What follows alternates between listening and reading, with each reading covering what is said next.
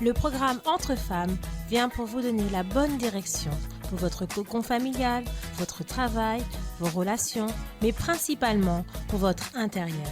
Le but du programme Entre femmes est de vous donner la réponse à votre affliction en vous donnant la bonne direction pour vous donner la vision qui vient d'en haut. On est à l'antenne de Entre femmes.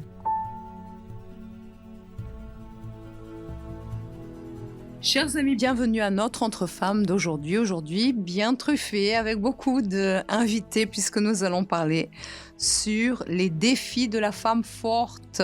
Et nous avons bien entendu pour cela Viviane. Bonjour.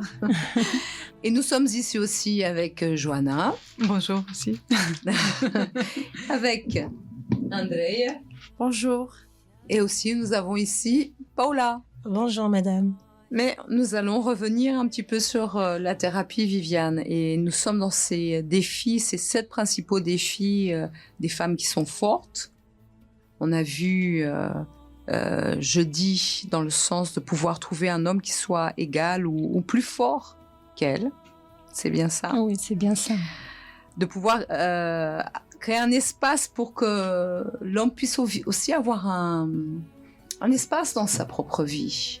Et ça, il y a beaucoup de femmes, même à l'église, qui, avec les situations du passé, les douleurs, les souffrances qu'elles ont pu vivre, elles ont été, disons, plus fortes que les situations, sauf que finalement, au lieu d'attirer quelqu'un dans sa vie sentimentale et de pouvoir être quelqu'un qui puisse aussi avoir un certain équilibre pour édifier une maison, a fini par vivre seule et se convainc qu'elle est bien comme ça et qu'il n'y a pas d'homme qui soit à son hauteur. Exactement, Madame Elisabeth. Et nous voyons que les femmes souffrent à cause de ça, parce que les situations qu'elles ont vécues, et on comprend très bien que les personnes, elles essayent de trouver leur solution pour les situations qui apparaissent dans leur vie. Mais d'un autre côté, si elles ne sont pas attentives, elles vont repousser ce qu'elles ont besoin le plus, que c'est la présence d'une personne à côté d'elles. Donc, toutes les femmes souhaitent qu'un homme soit à côté d'elles, parce que c'était ainsi que Dieu a créé. Mais le problème, c'est qu'elle-même, avec les attitudes, avec les situations, elle s'y prend pour la forte, à cause des situations, bien sûr, mais elle repousse, c'est ce qu'elles ont besoin le plus. Tout à fait. Et ce qu'on entend dans ces rencontres, c'est de bien expliquer qu'on n'est pas là pour jeter la pierre sur qui que ce soit ou accuser ou quoi que ce soit, mais pour informer chacune qu'elle a besoin de revenir à la genèse, au début de tout, à ce que Dieu a créé, parce que Dieu a créé l'homme dans un équilibre, la femme aussi, et qu'ils sont là pour se compléter. Ils ne sont pas là pour pouvoir se chamailler ou un est plus important que l'autre, non. Tandis si bien que Dieu a créé la femme pour qu'elle soit une aide semblable, pour qu'elle puisse l'aider dans ses nécessités et que tous deux puissent aller dans un même sens pour honorer et glorifier Dieu. Sauf que de nos jours, il n'y a pas cet aspect-là. Chacun est égoïste, veut recevoir de l'attention, de l'importance. Ça peut être une idée du monde parce que la personne n'a pas l'idée de la conception de Dieu. Mais à l'Église, la personne ne peut pas vouloir avoir quelqu'un dans sa vie pour se satisfaire ou dire, c'est comme une liste, j'ai eu mon travail, j'ai eu mon appartement, j'ai eu quelqu'un, je me suis mariée comme je voulais et maintenant vivre comme si c'était juste un instrument, un objet qui est arrivé dans sa vie et la personne ne se donne pas pleinement pour pouvoir être, elle, à la hauteur de ce mariage et pouvoir faire du bien à son mari et qu'il ait confiance en elle. Parce que c'est ce que dit d'ailleurs le proverbe. Tout à fait. Le proverbe 31, qui dit que son mari a confiance en elle. Et ça, il y a toute une transformation intérieure dans son esprit, dans sa pensée, à être réalisée. Parce que si elle ne va pas dans le sens de la parole de Dieu, elle est contre ce que Dieu veut. Et comment être réalisée dans ce sens, ou être exigeante envers le mari ou le mari envers l'épouse, si en réalité la personne, elle doit revenir à ce que Dieu veut et elle se voir, s'analyser par rapport à la parole de Dieu et changer par rapport à ce que Dieu veut et à la vision qu'il a, au rêve qu'il a de la femme. Tandis si bien que ce proverbe 31 il ne parle que de la femme Tout à fait. vertueuse. Oui, et c'est une femme forte. On ne dit pas que cette femme de Dieu qui accomplit le désir de Dieu n'est pas forte. Elle est forte, elle accomplit tellement de choses. Quand on voit le profil de cette femme, on se dit, mon Dieu, il y a tellement de choses. Mais Dieu la capacite. Mais sauf que cette femme que Dieu a créée, elle sait sa place. Donc, si elle connaît, si les femmes auront cet entendement à partir de maintenant que Dieu l'a créé avec un objectif précis, donc elles vont pouvoir accomplir cet objectif de Dieu et elles vont être heureuses en même temps parce que Dieu, il a le plaisir à lui donner tout ce qu'elle a besoin. Donc, elle ne va pas être une femme annulée parce que si elle n'est pas forte, bon, il y a des femmes qui peuvent dire « Ah, si je ne serai pas forte, je serai annulée. » Non, au contraire, elle fait tout, cette femme de Proverbe. Mais elle a un mari qui l'honore, elle a les enfants qu'il a lus parce que c'est une femme exemplaire. Donc elle sait complètement accomplir sa place dans la maison. Et elle a une communion sincère avec Dieu. Sa lampe ne s'éteint pas, même durant la nuit. C'est-à-dire qu'elle a bien sa lampe, elle est bien une vierge de la maison, mais une vierge qui est prudente et sage parce qu'elle a sa lampe, elle a des réserves pour elle et pour toute sa maison. Et c'est ça qui fait la différence. Et c'est pour ça que ça choque aujourd'hui avec cet esprit féministe, cet esprit indépendant de femmes qui ont souffert et qui, aujourd'hui, je me fais plus marcher sur les pieds, c'est moi qui prends les devants, c'est moi qui fais les choses. Et parfois même des mamans, et on en parlera aussi tout à l'heure avec notre invitée Andrea et aussi avec vous Johanna par rapport aux enfants, aux femmes, dans ce sens. Mais nous avons ici Paola. Paola, vous avez un témoignage aussi dans votre famille, et aussi pas seulement dans votre famille, mais quand on voit aussi le profil, notamment des femmes qui sont aussi des îles, et qui bien des fois doivent être femmes et hommes en même temps, qui ne se laissent pas marcher sur les pieds, qui doivent lutter. Parfois, elles sont même déçues par rapport au retour des hommes. Et dans votre historique et dans celui de votre maman, c'est dommage qu'elle ne soit pas là aujourd'hui. On avait déjà eu un moment aussi dans ce sens. Votre maman, par exemple, et vous-même, par rapport aussi à l'exemple de votre maman, vous avez dû vous reconstruire face à tout cela. Et aujourd'hui, vous voyez que ce n'est pas le profil de la femme et qu'au lieu d'attendre beaucoup d'un homme ou d'exiger, parce que le pire, c'est qu'on a vécu ça en tant qu'enfant, on peut le reproduire par la suite, si on n'est pas régénéré par la parole de Dieu. Alors moi, c'est tout à fait ça. Et j'ai été vraiment, comme disait madame, totalement déplacée parce que moi, j'ai grandi, on n'a pas besoin d'un homme, on doit être forte, tu dois savoir tout faire, tu dois savoir tout gérer. Et l'homme, c'était quelque chose de, un objet, voilà, comme vous dites, c'est là. Instrumentalisé. Voilà, il est là, s'il est là, très bien, s'il n'est pas là, c'est pas grave, on n'a pas besoin de lui, en fait. Juste pour faire des enfants. Et c'était ça, vraiment, c'était ça. Et moi-même, j'ai grandi en me disant que j'allais me marier, que j'allais avoir certainement un mari, parce que dans ma vision, j'allais pas faire d'enfant sans être mariée, mais j'allais avoir ma vie à côté, en fait. C'était pas...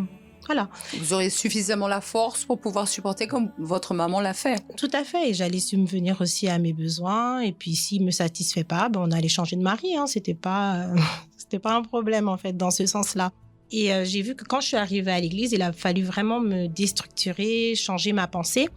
Et même en étant renouvelée, en ayant le Saint-Esprit, quand même, au début, c'était encore le côté, je suis là, je peux tout faire. On est là en train de servir Dieu, on y va. Et ça, c'est un exemple. S'il y a des chaises à porter, même s'il y a des hommes à côté, non, on y va, on prend les devants, on laisse... Il n'y a pas ce côté, non, il y a un homme et on laisse la place à l'homme, en fait. Et ça, ce sont des choses que j'ai vraiment, vraiment dû casser, que j'ai vraiment dû apprendre, à prendre la place de la femme, à apprendre que demander de l'aide, c'est pas être faible, et laisser tout simplement la place à l'homme, parce qu'en fait, pour moi, il n'y avait pas cette admiration, comme on a dit en fait jeudi, on parlait que la femme, elle doit apprendre à admirer l'homme. Alors, c'est pas que je les rabaissais, c'est pas que je les dévalorisais, mais C'est ce que vous avez vécu en fait. Voilà, c'est ça. Donc, les valoriser, on peut avancer sans eux. Alors même... Oui, c'est parce qu'en fait, comme vous n'avez pas eu d'exemple aussi à la maison, on n'a un papa présent, donc comment valoriser quelqu'un qui est absent? Et c'est ça qui touche beaucoup de familles. Et les rencontres de la thérapie de l'amour, vous font du bien dans ce sens pour ouvrir votre entendement, parce que c'est pas seulement le fait de venir, il faut déjà accepter ce qui est dit et se voir. Et voir que peut-être le parcours que nous avons fait jusqu'à présent, il nous a été imposé, mais c'est pas pour autant qu'il vous dit qu'aujourd'hui, la parole qu'on écoute, parce que beaucoup fuient de la thérapie, comme de l'autosoutien et tout ce qui est bon pour les femmes, la personne, elle n'est pas dévalorisée parce qu'elle va écouter, elle va apprendre à être meilleure et surtout ce qui plaît à Dieu. Voilà, et c'est totalement ça, parce qu'à un moment donné, quand on commence à venir, quand on écoute la parole et qu'il y a vraiment ce désir de plaire à Dieu, ce désir de changer, on comprend que non, que la façon dont je suis a besoin d'être changée, parce que ça me fait pas du bien. Et quand on est comme ça, on n'est pas bien. On n'est pas bien parce que c'est comme il a été dit aussi tout à l'heure, c'est que on a l'impression que même si on se valorise pas, mais qu'on n'aura pas un homme à notre niveau, comme si on est à notre hauteur, comme si on était quelqu'un. En même temps, on n'a pas confiance en nous, mais on n'a pas confiance qu'on va trouver quelqu'un qui saura nous satisfaire. Donc, il y a toute une pensée, tout plein de choses à l'intérieur à laisser Dieu transformer. Et c'est vrai que la thérapie de l'amour, le Godlywood, est réellement dans ce sens. Et comme je disais, moi, j'ai dû me briser, j'ai dû voir que Paola, tu n'es pas mignonne, ce que tu renvoies, c'est pas beau, parce que moi, je me souviens qu'à l'époque, à l'église, tout le temps, que l'image que je renvoyais, c'était que j'étais pas accessible. J'étais pas accessible, que j'étais quelqu'un en tout cas dans la vie sentimentale, que j'avais trop de critères, que j'étais froide, en tout cas dans ce sens-là. Et donc, ça fait que même les personnes qui venaient vers moi, elles devaient avoir vraiment beaucoup de courage, beaucoup de courage. Alors que intérieurement, c'était pas ce que j'étais, mais il y avait encore ces racines du passé de non, en fait, tu peux, tu dois y aller. La personne, même si elle veut te conquérir, c'est pas qu'on doit se dévaloriser, mais il faut qu'elle montre que réellement, elle va savoir me gérer. Voilà, c'est ce que je pensais. Et Viviane, ce qui est important dans ces défis, et c'est pour ça qu'il faut que la femme, elle soit forte, c'est ça dans le sens forte, pour pouvoir voir sa réalité, voir sa situation et réellement se réaligner à la volonté de Dieu. Et là, en l'occurrence, c'est des situations qui sont imposées parce que la personne, elle pense que sa vie, ce qui elle est, c'est tout à fait naturel, que c'est les autres qui ne la comprennent pas, qui n'ont pas la même vision des choses, etc. Alors qu'en réalité, c'est par rapport à la vision de la parole de Dieu. Donc ces défis, et vous avez accepté le défi ? Ah, tout à fait. Donc au moins, qui a accepté, sont là pour réellement les rendre meilleures et qu'elles reviennent à ce qu'elles doivent toujours être, sans poids, parce que ça doit être très lourd de porter tous ces poids, ceux de la famille, ceux de la grand-mère, de la mère, comme dans votre famille où il y a des familles où il n'y a pas d'hommes. C'est un fardeau vraiment grand que les femmes portent lorsqu'elles ne reconnaissent pas, parce que tout d'abord, il faut reconnaître qu'elle a vécu une vie tout entière en pensant d'une manière contraire à la volonté de Dieu, parce que c'est ce que Dieu a créé, c'était pas ça. Et lorsqu'on reconnaît cela, on s'approche de la bénédiction, parce que Dieu, il attend tout simplement qu'on reconnaît pour qu'il nous offre cette bénédiction de la vie sentimentale. Donc, en gros, c'est simple. Sauf que les pensées de ce monde essayent de compliquer les choses. Donc le défi est lancé, c'est donc tous les jeudis à 19h30 ici à Paris. Et avant, vous avez aussi donc l'accueil qui est ouvert si quelqu'un veut exposer, parler, s'ouvrir, parce que parfois les poids sont tellement grands, la personne est chamboulée, elle est maman, elle est enfant, c'est plus parce qu'elle a toujours grandi là-dedans, elle n'a jamais vu autre chose. Et parfois, elle est bien chamboulée et il y a l'accueil aussi qui se fait. Oui, tous les jeudis à partir de 18h, nous sommes là. Très bien. Et vous serez là aussi, Paola ? Oui, je serai là, madame. Pour investir avec maman aussi ? Oui, avec maman aussi. Toute la famille est là. Oui. Et maintenant, nous allons passer du côté des mères et des filles. Et on a eu pendant longtemps aussi ces rencontres de l'école des mères. Et on continue parce que les autosoutiens parlent des mamans, tout le travail aussi qui est aussi à la thérapie parle sur, c'est pas seulement pour qui veut trouver quelqu'un.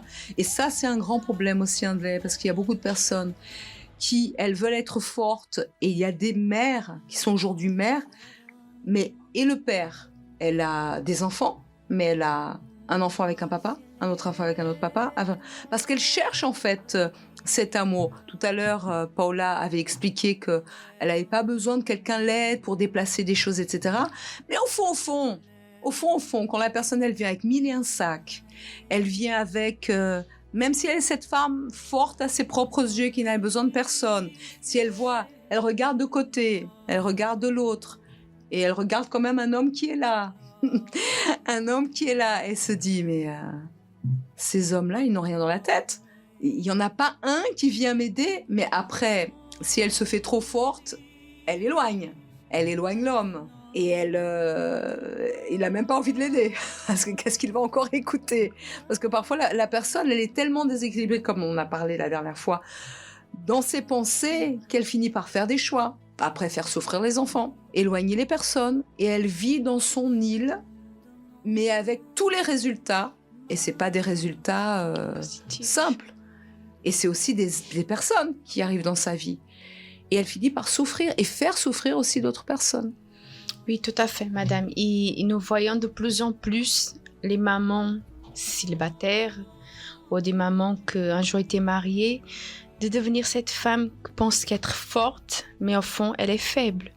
Parce que dans le jour à jour, on voit même les enfants qu'ils suivent leurs exemples parce qu'ils n'ont pas d'autres personnes à suivre, parce qu'ils n'ont qu'une maman, ils n'ont pas une figure masculine présente dans leur vie.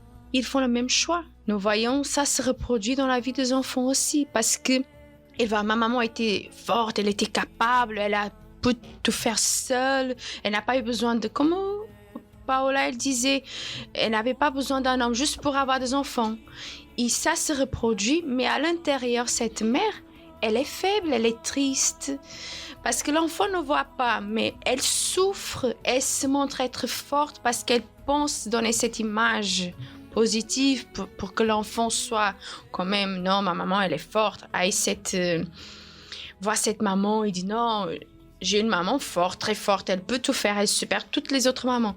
Mais à l'intérieur, elle est triste, elle est faible, parce qu'elle n'arrive pas à se vaincre elle-même. Parce que sa pensée, elle a juste une pensée.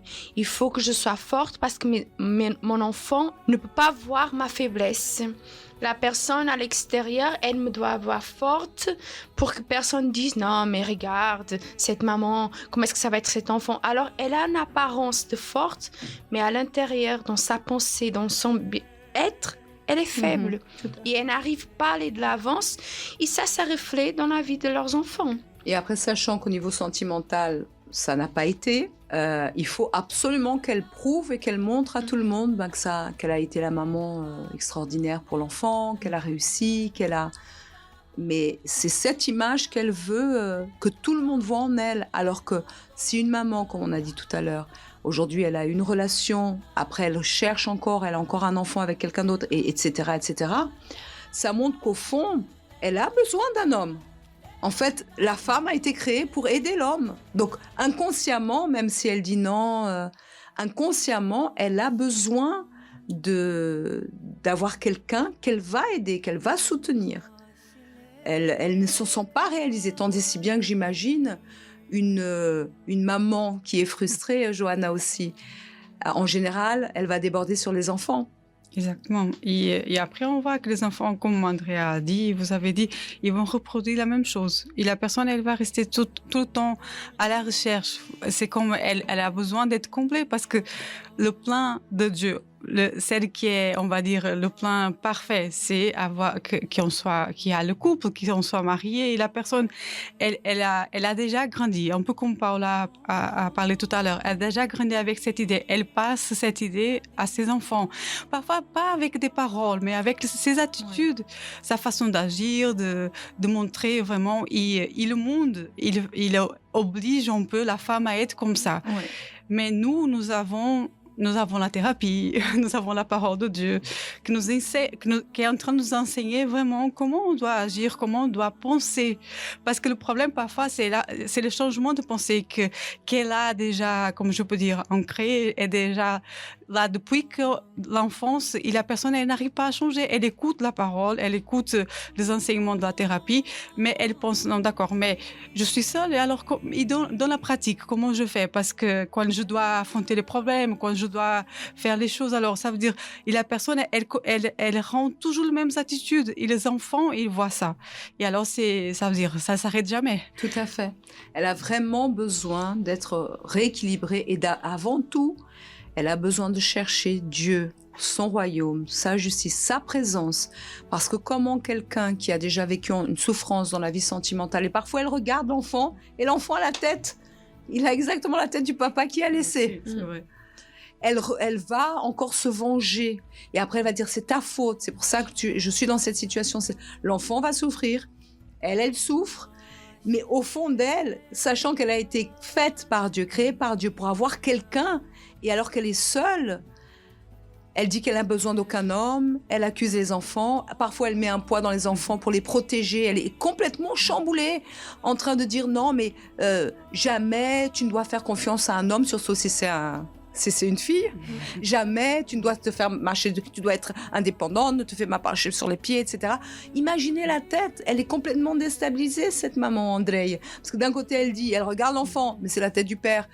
Elle peut même reproduire, c'est ta faute, c'est pour ça que je suis dans cette situation maintenant. Si j'avais pas eu d'enfant, dans son intérieur, elle veut avoir quelqu'un d'autre. Et parfois même, ça arrive que parfois il y a des mamans et des choses atroces même qui arrivent. Parce qu'elle a un nouveau conjoint ou quelqu'un, de laisser les enfants ou même de finir par faire l'irréparable. C'est déjà arrivé dans des situations parce qu'elle veut tellement être cette femme qui aide quelqu'un, qui est là pour soutenir un homme, qui est là pour pouvoir aider, que si l'homme lui donne une attention quelconque, elle est même capable de mettre les enfants de côté ou de les envoyer chez la grand-mère ou de faire je ne sais quoi, ou alors de faire quelque chose d'irréparable. Mais c'est une confusion à l'intérieur de la personne. Si elle ne revient pas à Dieu, Andrei. Si elle ne revient pas à Dieu, on voit de plus en plus des enfants détruits. Parce que, comme vous avez dit, si cette mère, elle cherche un homme, elle va reproduire d'autres enfants. Et là, c'est là qu'on voit de plus en plus la situation de beaucoup de mères se reproduire dans la vie des enfants. Parce que les enfants commencent à grandir avec la même vision, la pensée que la maman est là. Ma maman a eu cet homme, moi aussi je vais l'avoir parce que je peux. En fait, l'enfant il va se sentir libre, entre guillemets, il va se sentir libre parce qu'il a appris avec sa mère. Et sa maman va dire, mais non, je n'ai pas enseigné, mais l'exemple qu'elle a donné, ça l'a fait suivre le même pas. Et cet enfant, il veut aussi dire qu'elle est forte. Et comme vous avez dit, parfois il y a des atrocités qui arrivent dans la famille à cause d'un manque d'affection. Cette femme, elle cherche cette affection. Un homme vient le donner et elle oublie qu'elle a des enfants dans son foyer. Elle le laisse. Il s'arrive ce type de choses. Et là, on devient à nouveau cette maman qui dit être forte. Elle est encore plus faible parce qu'elle va voir après la situation qui arrive dans son enfant et elle doit choisir entre l'enfant et entre l'affection de cet homme qui vient d'arriver dans leur vie. Tout à fait. Et parfois, Johanna, ça arrive aussi que la maman donc, a déjà l'enfant, trouve quelqu'un d'autre, a des enfants avec cet homme et l'homme dans la famille va dire « Moi, c'est mes enfants et l'autre enfant qui était là avant, c'est un élément perturbateur et ne va pas donner le même amour. » Et ça arrive que des enfants se sentent déstructurés. Et pourquoi? Parce que cette femme a voulu à tout prix remplir ce vide. Mais elle a oublié qu'elle avait un enfant. Et les conséquences qu'il pourrait avoir, et même savoir quel est le profil de cet homme, est-ce qu'il va prendre cet enfant en charge et l'aimer comme un père qui va adopter cet enfant, ou alors qu'il soit comme mis de côté. Et ça arrive souvent.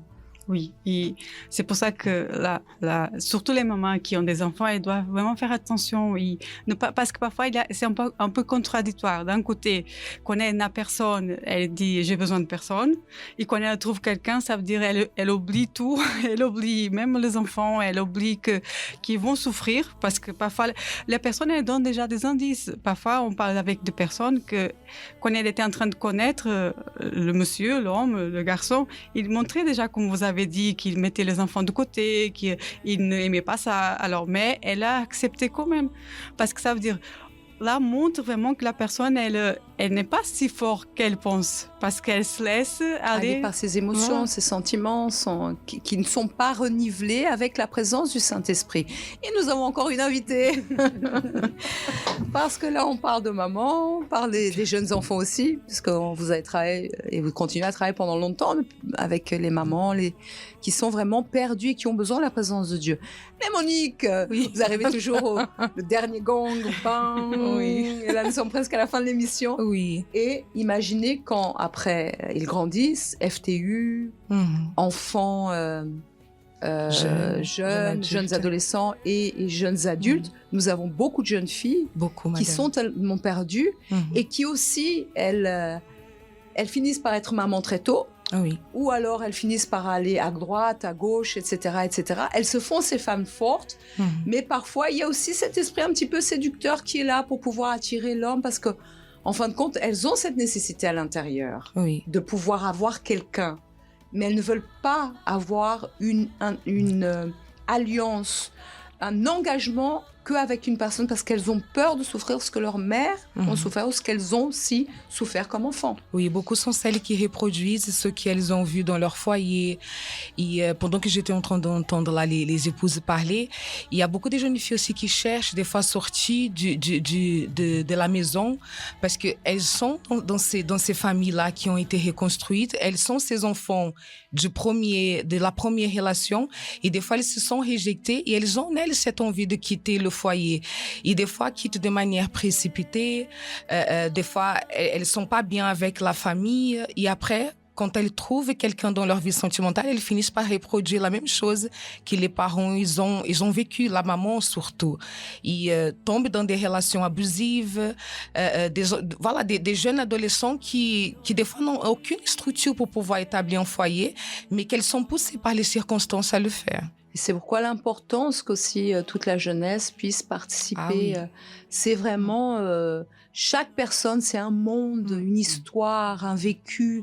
Et seulement la présence du Saint-Esprit, parce que la personne, elle doit être baptisée du Saint-Esprit, doit chercher. C'est pour ça qu'en venant à l'église, au centre d'accueil, la première chose, c'est pas résoudre le problème du mari, le problème des enfants, de travail, de santé ou de quoi que ce soit. La première chose que la personne doit faire pour... être heureuse, c'est trouver le chemin, qui est Jésus. Et c'est lui qui va montrer la vérité, toute sa vérité à elle, toute la situation, et qui va lui donner la vie. Si la personne, elle ne passe pas par Jésus, c'est une bombe à retardement. Elle va faire des dégâts dans sa vie et dans d'autres. Et elle va toujours se sentir comme une victime. Et cela arrive. Et c'est pour ça qu'on a des mamans aussi qui continuent à vivre comme si c'était des adolescentes, sans responsabilité pour les enfants, et qui souffrent, et qui font souffrir aussi d'autres personnes. Tout à fait, et c'est pour ça qu'on voit de plus en plus cette maman qui se dit être forte, faible, parce qu'elle cherche plusieurs relations. Elle n'est pas bien avec une personne, elle a un enfant, elle oublie qu'elle a un enfant, elle cherche une autre relation, parce qu'elle a besoin de cette affection. Sauf que la personne qui rentre dans le foyer, elle n'oublie pas qu'il y a un enfant. Elle fait simplement que l'enfant il est inconnu dans la maison. Parce qu'il dit, tu m'as choisi, mais maintenant je ne suis pas obligée à choisir la vie que tu avais avant. Et c'est là que ça reproduit beaucoup comme Monique disait, beaucoup d'enfants veulent sortir de la maison à cause de cette réjection. Et pourtant, la maman a toujours montré qu'elle était forte. Mais sauf que dans le choix, elle choisit plutôt ce sentiment d'être affectée par quelqu'un que soi-disant va le faire du bien, mais au contraire, tout à fait. Elle fait du mal à elle-même et à ceux qui sont à côté d'elle. Et le risque aussi, Monique, c'est qu'en général, la personne, lorsqu'elle veut sortir, elle va s'allier avec quelqu'un. Sauf qu'au lieu d'être forte et de dépendre du Saint-Esprit pour lui raconter toute sa vie, tout ce qu'elle passe, ses sentiments, ses luttes, son passé, bien des fois, elle le raconte à quelqu'un. Et bien entendu, lui, s'il veut profiter, il va ouvrir les portes, il va ouvrir la maison, etc. Sauf qu'après, en rentrant, on a aussi déjà eu beaucoup de situations abusives où la personne, elle reste, elle a même un enfant, elle a même des situations, et elle reste en train de souffrir dans cette relation. Pourquoi ? Parce qu'elle a elle n'a pas fait le jeûne, Zacharie. Elle n'a pas pensé. Elle s'est ouverte complètement à quelqu'un. Elle a remis sa vie comme si c'était son sauveur. Alors que le seul sauveur que je connais, c'est le Seigneur Jésus, pour ne pas être déçu. Oui. Et après, quand cette jeune maman, comme on a déjà beaucoup reçu aussi à la Force Jeune, elle tombe enceinte, elle a un enfant. C'est vraiment, j'ai des cas qui viennent dans ma tête là, c'est vraiment, c'est triste parce que c'est difficile d'après revenir en arrière et de réparer physiquement. Par exemple, une jeune qui a un enfant, elle est très jeune, elle a aucune structure émotionnelle, spirituelle pour mettre un enfant dans le monde et moins encore avoir une relation amoureuse. Une fois qu'elle est dedans, elles se sont perdues.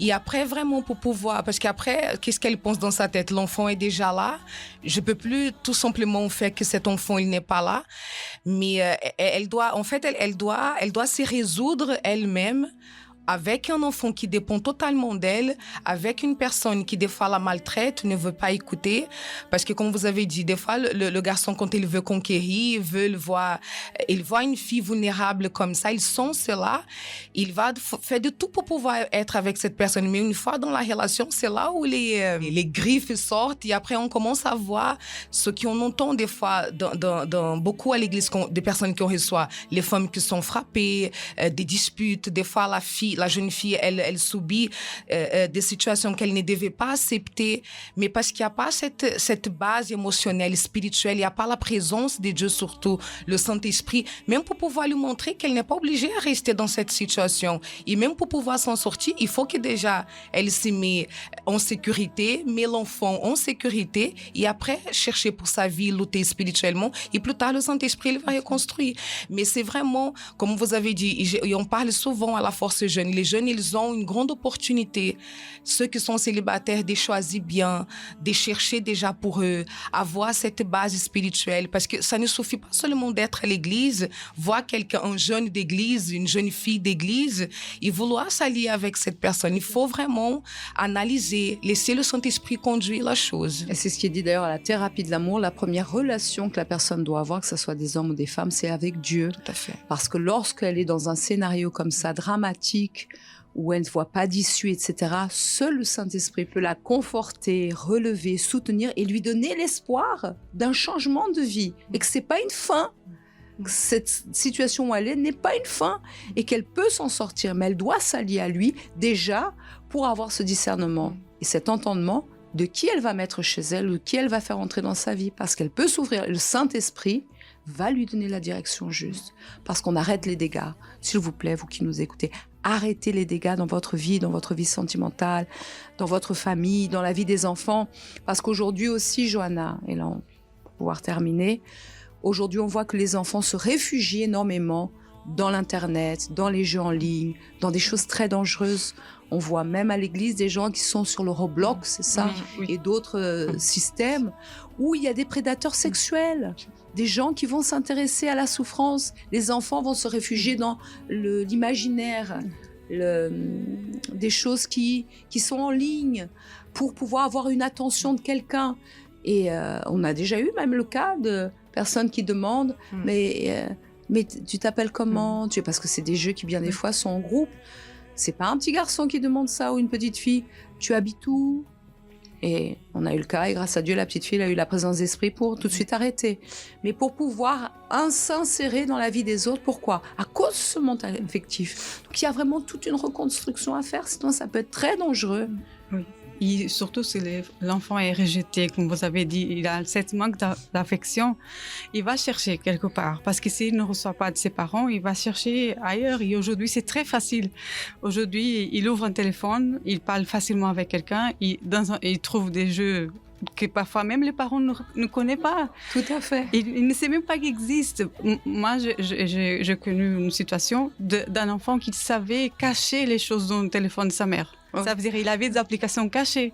Ça veut dire que sa maman n'était même pas au courant qu'elle, dans le téléphone de sa mère, c'était pas dans son téléphone à lui. Et parfois, Johanna, elle est même pas au courant. Non, parce qu'elle est tellement la tête en l'air que ailleurs, en voulant survivre, etc., qu'elle ne sait même pas que son enfant prend son téléphone en cachette et utilise son propre téléphone. Et c'est un danger parce que si la maman n'est pas attentive, elle est, on va dire, ailleurs, elle est enveloppée avec beaucoup de choses. Parce que la vérité, comme vous avez dit, si le Saint-Esprit n'est pas là, nous, surtout les femmes, on pense beaucoup. Ça veut dire, on va avoir la tête dans beaucoup de choses, mais parfois, on n'a pas la tête dans les choses qui sont importantes. Il y a des personnes qui sont à côté de nous, comme les enfants, qui ont besoin de cette attention. Ils sont négligés parfois. Mais la maman, elle pense que non. Elle travaille, elle donne, il demande quelque chose, peut-être elle a la condition, elle donne. Alors, elle pense que... C'est suffisant. Voilà.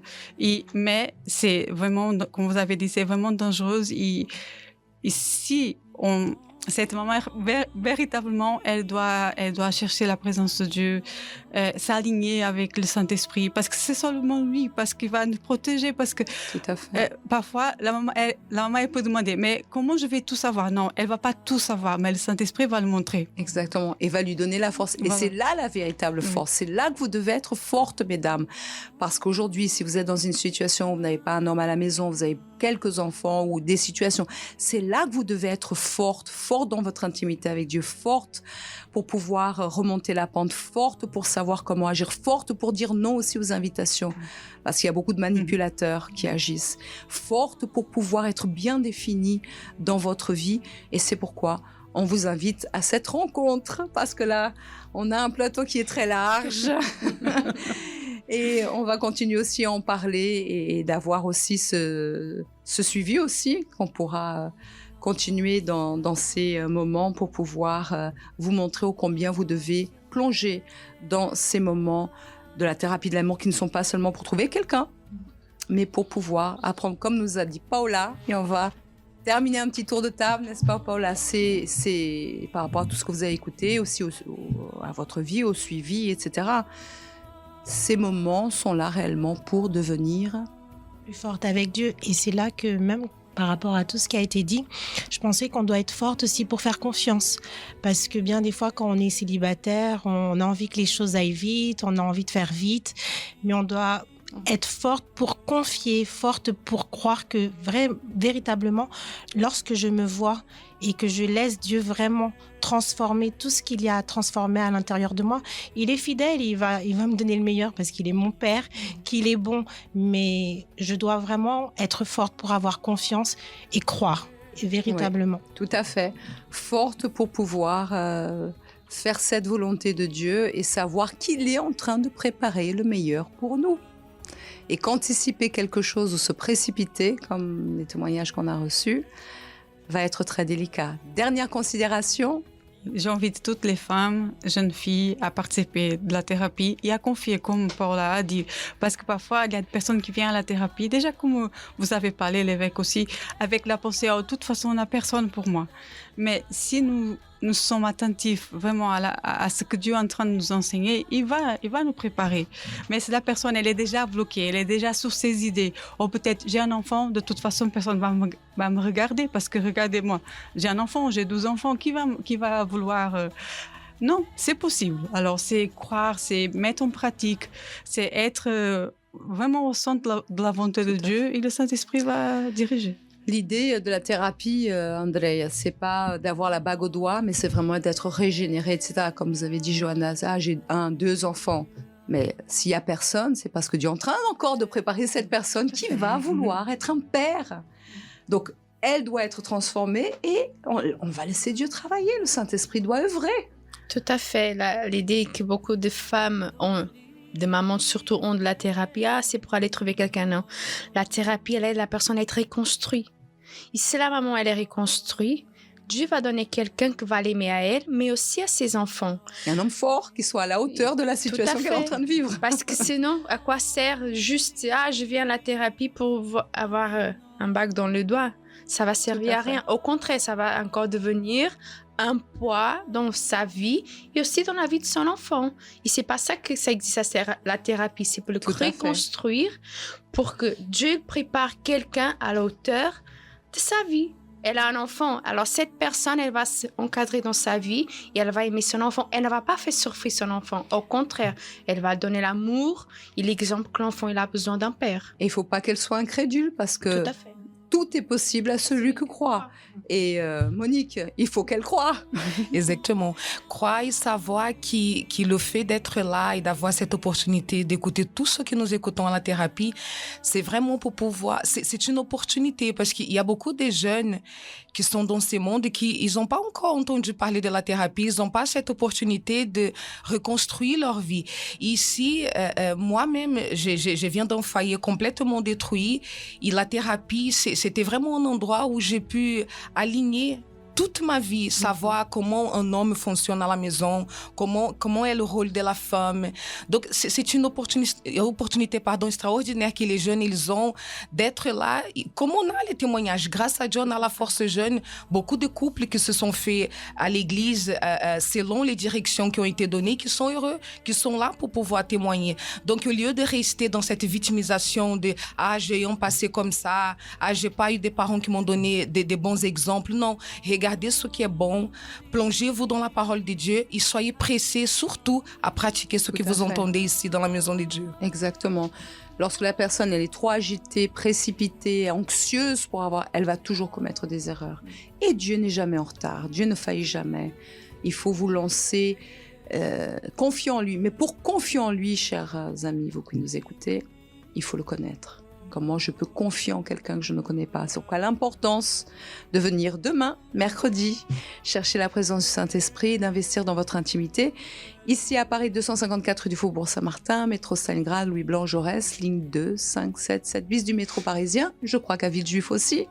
Villejuif aussi, métro 7, Aragon, 27, 29 rue Uri Gagarine à Villejuif. Très bien. Et vous aussi à Nanterre?